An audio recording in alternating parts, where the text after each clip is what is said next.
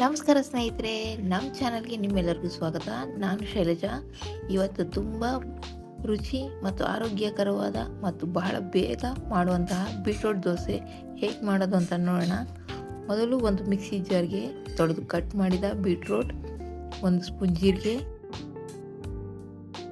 2 ಹಸಿಮೆಣಸಿನಕಾಯಿ, ಸ್ವಲ್ಪ ಶುಂಠಿ ಹಾಕಿ ನೀರು ಸೇರಿಸಿ ನುಣ್ಣಗೆ ರುಬ್ಬಿಕೊಳ್ಳಿ.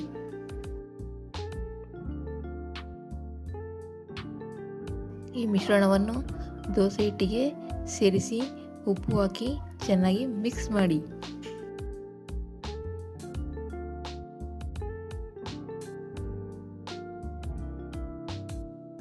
ಈಗ ಬಿಸಿ ತವದ ಮೇಲೆ ಹಿಟ್ಟನ್ನು ಹಾಕಿ ದೋಸೆ ಮಾಡಿ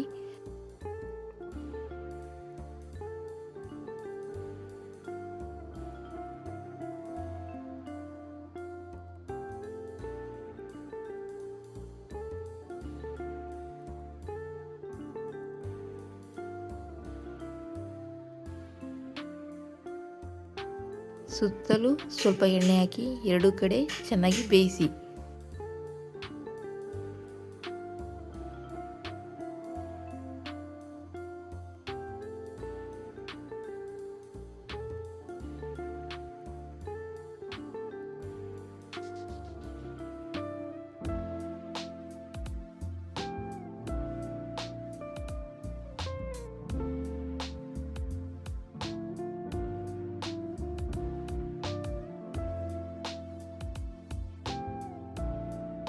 ಈಗ ರುಚಿಕರವಾದ ಮತ್ತು ಆರೋಗ್ಯಕರವಾದ ಬೀಟ್ರೋಟ್ ದೋಸೆ ಸವಿಯಲು ಸಿದ್ಧ.